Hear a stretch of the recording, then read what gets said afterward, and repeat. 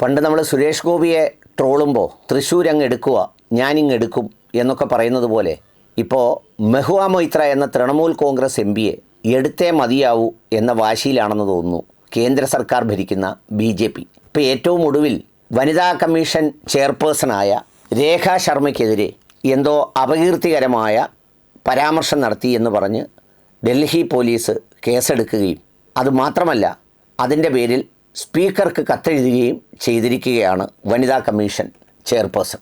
ഏതായാലും പുതിയ യുദ്ധമുഖം തുറക്കുമ്പോൾ വിട്ടുകൊടുക്കാൻ തയ്യാറല്ല മെഹുവ മൊയ്ത്രയും. മെഹുവ മൊയ്ത്ര 17ാം ലോക്സഭയിൽ ഒരു കന്നിയംഗമായി പാർലമെൻറ്റിൽ വന്നതാണെങ്കിലും അവരുടെ കരുത്തും കഴിവും തെളിയിച്ചവരാണ്.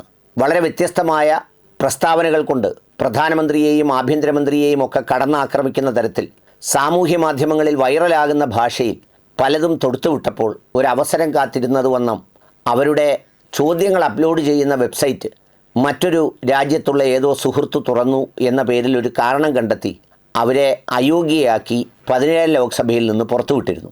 അവരിനി പാർലമെൻറ്റ് കാണില്ല എന്നതൊക്കെ ആയിരുന്നു അന്നത്തെ ലക്ഷ്യം. പക്ഷേ ഈ 17ാം ലോക്സഭ കഴിഞ്ഞ് 18ാം ലോക്സഭയിലേക്കുള്ള തെരഞ്ഞെടുപ്പ് വന്നപ്പോൾ തൃണമൂൽ അവർക്ക് സീറ്റ് നൽകി. ആ മണ്ഡലത്തിൽ പ്രധാനമന്ത്രി തന്നെ നേരിട്ട് 2 തവണ പ്രചരണത്തിന് പോയിട്ടും അവർ വിജയിച്ചു. അതിൻ്റെ കലിപ്പ് മുഴുവൻ 18ാം ലോക്സഭയിലെ ആദ്യ സമ്മേളനത്തിലെ ആദ്യ ദിവസങ്ങളിൽ തന്നെ അവർ പറഞ്ഞു തീർക്കുകയും ചെയ്തു.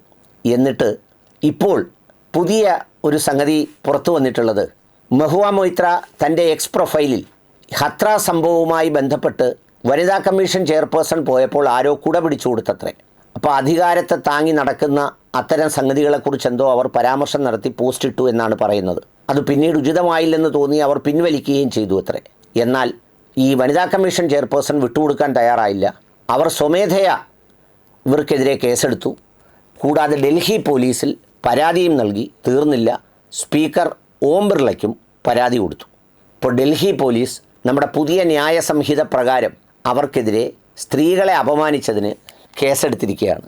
എന്നാൽ അവർ വിട്ടുകൊടുക്കാൻ തയ്യാറല്ലെന്ന് മാത്രമല്ല, അവർ അതിന് മറുപടി കൊടുത്തത് പെട്ടെന്ന് തന്നെ നടപടിയെടുക്കൂ, എന്നെ അറസ്റ്റ് ചെയ്യൂ, താൻ ബംഗാളിലെ നാദിയയിലുണ്ടാകും, 3 ദിവസത്തിനുള്ളിൽ അറസ്റ്റ് ചെയ്യണേ എന്ന് പറഞ്ഞാണ് അവർ മറുപടി കൊടുത്തിരിക്കുന്നത്. ഏതായാലും സംഗതി ഈ പറഞ്ഞതുപോലെ മെഹുവ മൊയ്ത്രയെ വിടാതെ പിന്തുടരുകയാണിവർ എന്നതാണ് അതിൻ്റെ ഒരു പ്രത്യേകത.